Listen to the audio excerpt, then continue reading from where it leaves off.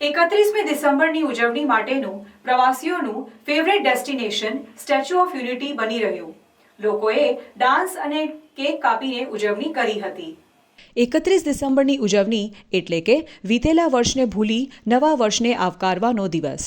31મી ડિસેમ્બરની ઉજવણી માટેનું પ્રવાસીઓનું favourite destination statue of unity બની રહ્યું.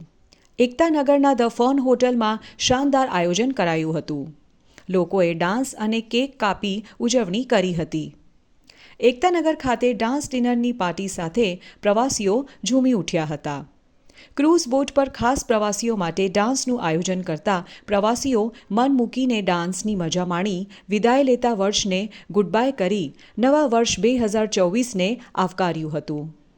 એકતાનગર ખાતે નાની મોટી તમામ હોટલો, farm house This shows that it is India is coming up. We chose this place specifically because we didn't wanted कि जहाँ ज़्यादा भीड़ हो.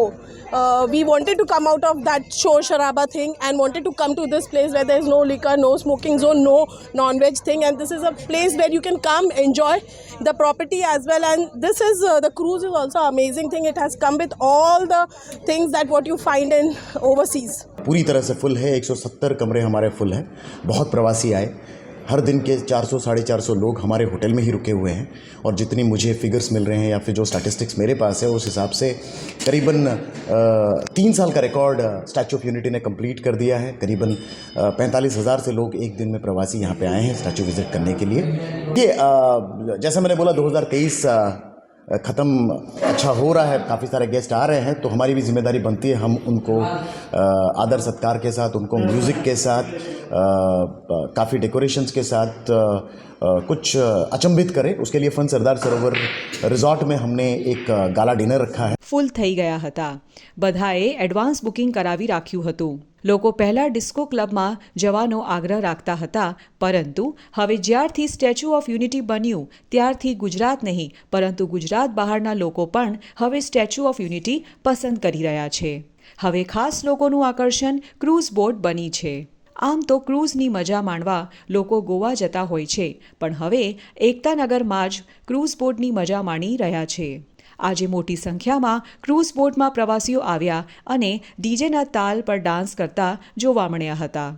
પ્રવાસીઓએ જણાવ્યું કે આજે 2023 બાય બાય અને 2024ને આવકારવામાં અમે ક્રૂઝમાં ફરવા આવ્યા છીએ.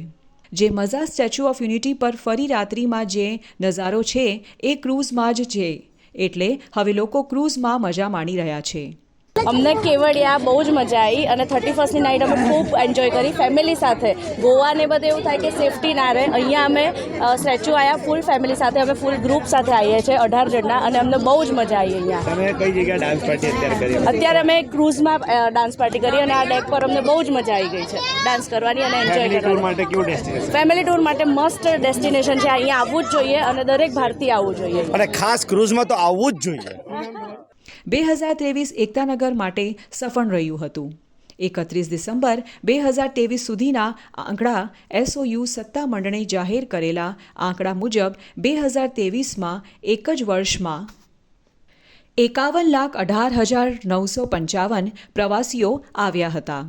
2018માં લોકાર્પણ કર્યા બાદ 5 વર્ષમાં પ્રથમવાર રેકોર્ડ બ્રેક પ્રવાસીઓ નોંધાયા હતા. છેલ્લા 5 વર્ષમાં 1,80,00,000 પ્રવાસીઓ SOU પર આવ્યા છે.